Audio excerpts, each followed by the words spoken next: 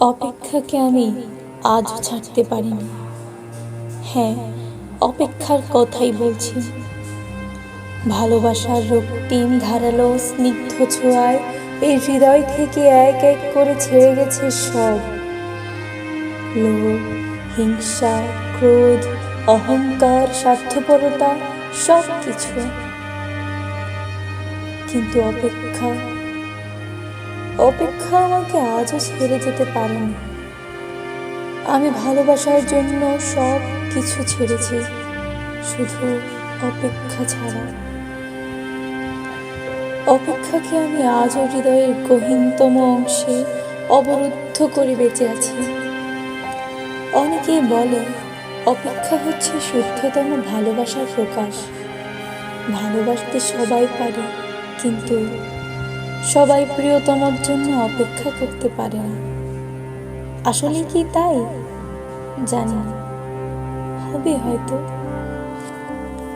তবে অপেক্ষার কাছে আমি অনেক ঋণী।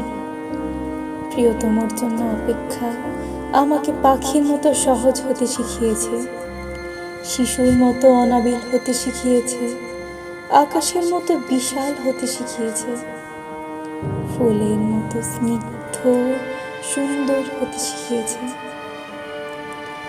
অপেক্ষা আমাকে সাগরের নীল জলরাশির মতো গভীর হতে শিখিয়েছে, প্রকৃতির মতো স্বচ্ছ হতে শিখিয়েছে, সোনালি সন্ধ্যার মায়াবী মৌনতার মতো নিবিড় হতে শিখিয়েছে। শেষ পর্যন্ত অপেক্ষা আমাকে কবিতার মায়াবী অনিন্দ ভুবনের কাছে নিয়ে গেছে। হৃদয়ের মধ্যে প্রতি মুহূর্তে অপেক্ষাকে পুষে রাখা কি কঠিন, অথচ আমি সেই কাজটি করে যাচ্ছি প্রতি মুহূর্তে, কি নিদারুণ আনন্দের সাথে।